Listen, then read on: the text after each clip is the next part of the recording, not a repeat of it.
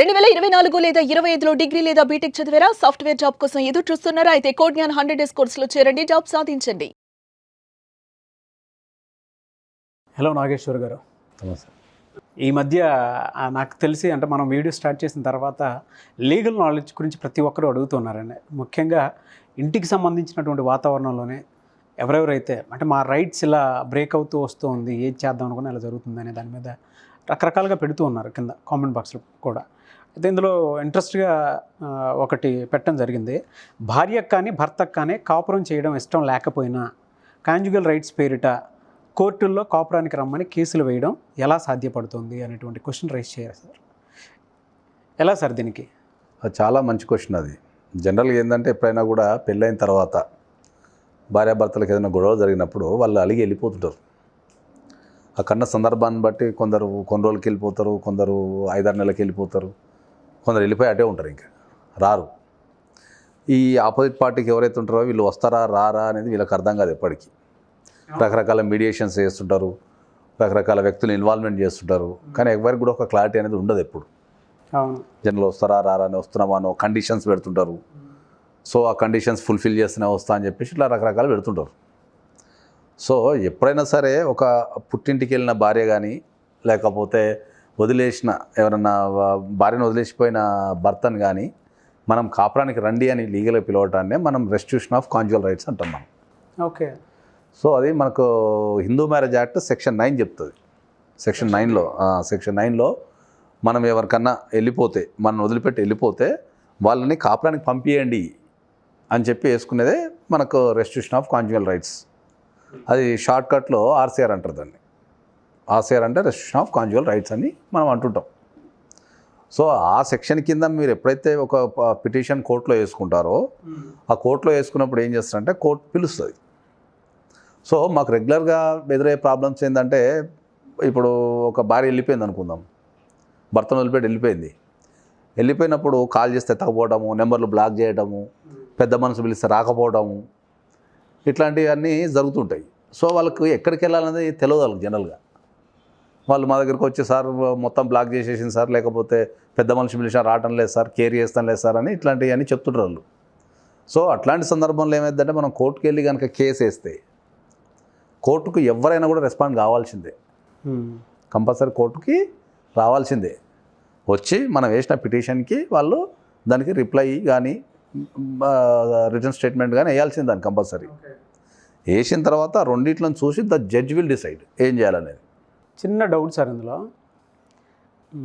భార్య పుట్టింటికి వెళ్ళిపోయి ఈ ప్రాసెస్లోనే తెలియకుండా రావటం లేదనుకుందాం, అంటే ఎనీ డేస్ ఆఫ్ పీరియడ్లో ఈ ప్రాసెస్లో కాంజుగల్ రైట్స్కి సంబంధించినటువంటి ప్రాసెస్లో పిటిషన్ వేయొచ్చు అంటారు?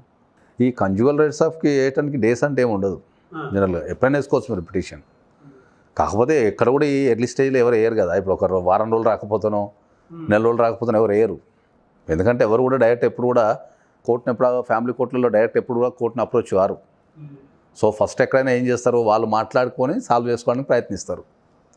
వాళ్ళు మాట్లాడుకొని సాల్వ్ చేసుకోవడానికి ప్రయత్నం కాలేదనుకోండి, అప్పుడు జనరల్గా ఏమవుతుంది, ఇంట్లో పెద్దవాళ్ళు కానీ, లేకపోతే ఫ్యామిలీ ఫ్రెండ్స్ కానీ, లేకపోతే ఫ్రెండ్స్ కానీ మీడియేషన్ చేసి మ్యాక్సిమం సెటిల్మెంట్ చేస్తారు. అంటే ఇష్యూని కాంప్రమైజ్ చేయడానికి అది చేస్తారు. ఆ లెవెల్ దాటిపోయిన తర్వాత ఏమవుతుంది, మళ్ళీ నెక్స్ట్ లెవెల్లో కుల పెద్దల దగ్గరకు వస్తుంది. వాళ్ళు కూడా ఒక ప్రముఖ పాత్ర వహిస్తారు. ఎందుకంటే ప్రతి కులంలో ఒక పెద్ద మనిషి ఉంటాడు కాబట్టి ఆయన దగ్గర పోయి అప్రోచ్ అవ్వడం జరుగుతుంది. ఇవన్నీ అయిన తర్వాత కూడా రాకపోతే అప్పుడు అడ్వకేట్ దగ్గరకు వస్తారు. ఓకే. సో ఇదంతా కావడానికి టైం పడుతుంది. అకార్డింగ్ టు లా ప్రకారం అయితే మీరు రెస్ట్రిక్షన్ ఆఫ్ కాంజుగల్ రైట్స్ అనేది ఎప్పుడైనా వేసుకోవచ్చు. దానికి పర్టికులర్ ఇన్ని డేస్ అనేం లేదు. కాకపోతే ఎప్పుడైనా ఒక వ్యక్తి ఎప్పటికీ కన్క్లూజన్కి వస్తాడు, ఒక 4 రోజులు రాకపోతే 4 రోజులు రాకపోతే రాడు. కనీసం వాళ్ళు ఏం చేస్తారంటే ఒక నెల, 2 నెలలు, 3 నెలలు, 4 నెలలు చూసిన తర్వాత దెన్ ఇది వస్తారా రారా అనే డౌట్లో వాళ్ళు ఉంటారు అప్పుడు. సో వాళ్ళ ఫ్రీక్వెన్సీ కూడా ఏమవుతుంటుంది, పెరుగుతుంటుంది, వాళ్ళ ప్రయత్నాలు కూడా పెరుగుతుంటాయి.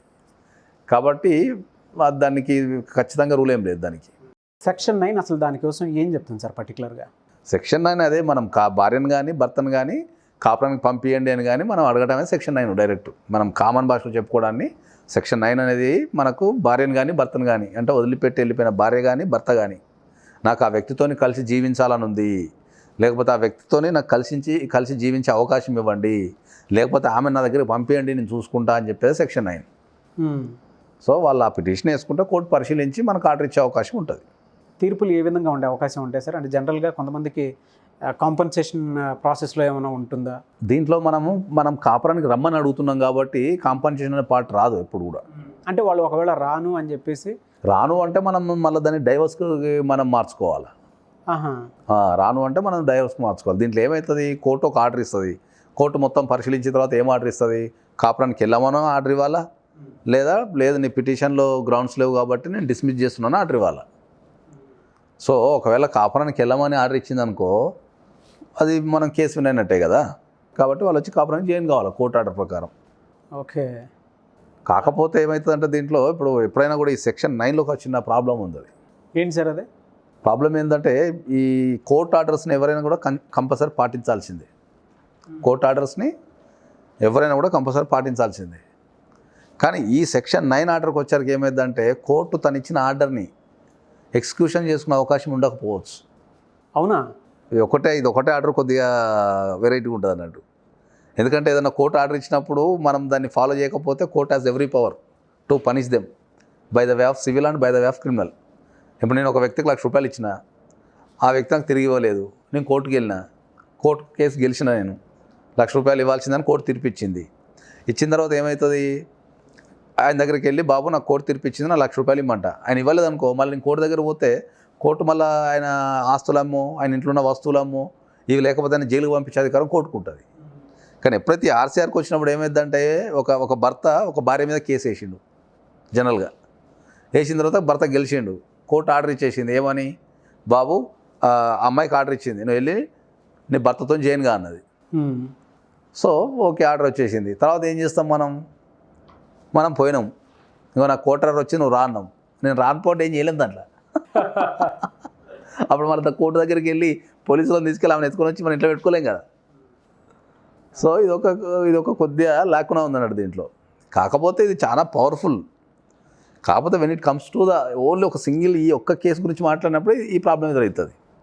కానీ ఎక్కడైనా కూడా భార్యాభర్తల మధ్యలో ఏమైందంటే ఒక ఇష్యూ కోర్టుకు స్టార్ట్ అయిన తర్వాత అది రకరకాల రూపాంతరాలు చెందుతుంటుంది. అమ్మాయికి ఉన్న రైట్స్, అమ్మాయికి ఉన్న రైట్స్ ఆమె ఎక్సర్సైజ్ చేసుకుంటుంటుంది, అబ్బాయికి ఉన్న రైట్స్ అన్నీ ఎక్సర్సైజ్ చేసుకుంటుంటాయి. కాబట్టి ఆర్సీఆర్ అనేదాన్ని ఒక సింగిల్గా చూసినప్పుడు ఒక తిరుగు ఉంటుంది. అన్ని కేసులతో కలిపి అంటే డీవీసీ కానీ లేకపోతే మెయింటెనెన్స్ కానీ ఇంకా ఇతర చైల్డ్ కస్టడీతో ఇవన్నీ కలిసి చూసినప్పుడు ఒక తిరుగు ఉంటుంది. So when you're particularly about only ఒక ఆర్సీఆర్ గురించి మాట్లాడినప్పుడు ఈ ప్రాబ్లం ఎదురవుతుంది మనకు. అలాగే సార్, చాలా మంచి ఇన్ఫర్మేషన్ అండి. అండ్ కొంతమంది వీడియోస్ చూసిన తర్వాత వెంటనే లీగల్ అప్రోచ్ కోసం అని చెప్పేసి, లేదంటే లీగల్ నాలెడ్జ్ కోసం అని, లేదా వాళ్ళకు ఉండేటువంటి సలహాల సూచనల కోసం మీలాంటి వాళ్ళని అప్రోచ్ అవుదాం అనుకుంటారు. ప్రాసెస్ ఏంటి? అప్రోచ్ అవ్వచ్చా? అపాయింట్మెంట్ తీసుకోవచ్చా? తప్పకుండా అప్రోచ్ కావచ్చు. ఎందుకంటే జనరల్గా ఈ ఫ్యామిలీ కోర్ట్ అనేది కొద్దిగా స్పెషల్ సబ్జెక్ట్. ఇది దీంట్లో చాలా తక్కువ మందికి మాత్రం అవగాహన ఉంటుంది. కాబట్టి ఎవరికన్నా సమస్యలు, వాళ్ళకి ఫ్యామిలీకి సంబంధించిన సమస్యలు, లేకపోతే వాళ్ళకి ఏమన్నా అభిప్రాయాలు తెలుసుకోవాలా, what is the legal position తెలుసుకోవాలనుకుంటే మీరు ఏదైతే ఈ వీడియోలో ఉన్న నెంబర్కి మీరు కాల్ చేసి అపాయింట్మెంట్ తీసుకోవచ్చు. తీసుకుంటే మనం ఖచ్చితంగా సాల్వ్ చేస్తాం. ఇంకా మనం ముఖ్యంగా ఫ్యామిలీ కోర్టు, ఫ్యామిలీ కేసుల గురించి చెప్పాల్సి వచ్చినప్పుడు ఏంటంటే అవి ప్రాథమిక దశలో ఉన్నప్పుడే దాన్ని సాల్వ్ చేయడం చాలా ఈజీ అవుతుంది. సో ఏదైనా సమస్య వాళ్ళ జీవితంలో ఎంటర్ అయింది అనుకున్నప్పుడు ఇమ్మీడియట్లీ ఒక ఎక్స్పర్ట్ని కనుక వాళ్ళు అప్రోచ్ అయ్యి సలహా తీసుకుంటే ఈజీ అయిపోతుంది. ఓకే. సో చాలామంది ఏం చేస్తుంటారు, నెగ్లిజెన్సీ చేసి వైఫే కదా చూద్దాంలే చేద్దాంలే అని ఇట్లా చేసి దాన్ని పెద్దగా అయిన తర్వాత మన దగ్గరకు వస్తారు. అవును. అప్పుడు మనకు సామెత ఉన్నట్టు గోడితో పోయి గొడ్డల దాకా అన్నట్టు వాళ్ళకి నిజంగా ఏమైనా సమస్యలు ఉంటే ముందు వాళ్ళు ఫస్ట్ సమస్య కంటే ఎక్కువ ఏంటంటే వాళ్ళు చట్టాలు నేర్చుకుంటే, ప్రాసెస్ నేర్చుకుంటే వాళ్ళకి ఆ సమస్య ఎట్లా సాల్వ్ చేయాలని అర్థమవుతుంది. ఓకే. కాబట్టి ఎవరైనా సరే మీరు వీడియోలో నెంబర్కి కాల్ చేసి అపాయింట్మెంట్ తీసుకుంటే మనం డెఫినెట్లీ వాళ్ళకి హెల్ప్ చేస్తాం దాన్ని తప్పకుండా. Definitely sir. Thank you so much Nageshwar garu. Thank you అండి. చూసారు కదండి వీడియో. ఈ వీడియోపై మీ అభిప్రాయాన్ని కామెంట్ బాక్స్లో పోస్ట్ చేయండి.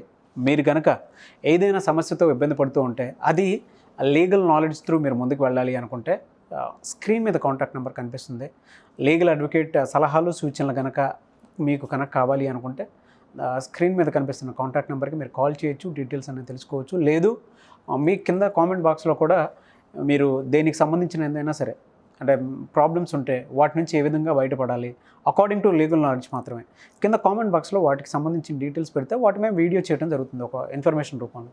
లేదు ఆ విధంగా కాదు అని అంటే పర్సనల్ ఏదైనా ఒకవేళ మీరు షేర్ చేసుకొని దాన్ని వీడియో రూపంలో చేసుకోవాలి అనుకుంటే, లేదు కాంటాక్ట్ నెంబర్ తోటి కనెక్ట్ అవ్వట్లేదు డైరెక్ట్గా నాగేశ్వర్ గారితో కనుక మీరు మాట్లాడాలి అనుకుంటే మిస్టర్ నాగ్ అఫీషియల్ అని నా ఇన్స్టాగ్రామ్ ఐడి ఉంది, దాన్ని ఫాలో అయినా సరే మీరు దాని త్రూ అయినా సరే రావచ్చు. సో కొంతమంది పెట్టే మెసేజెస్ రాకపోతే నేను ఏదో పోస్ట్ పెడతాను కదా, ఆ పోస్ట్ కింద కామెంట్ బాక్స్లో మీరు పోస్ట్ చేసినా సరే దాని త్రూ అయినా ఖచ్చితంగా మిమ్మల్ని అప్రోచ్ అవుతాను. ఈ వీడియోని లైక్ చేయండి, షేర్ మాత్రం తప్పకుండా చేయండి. ఇలాంటి మరిన్ని వీడియోస్ కోసం మా ఛానల్ ఫాలో అవ్వండి. Thank you.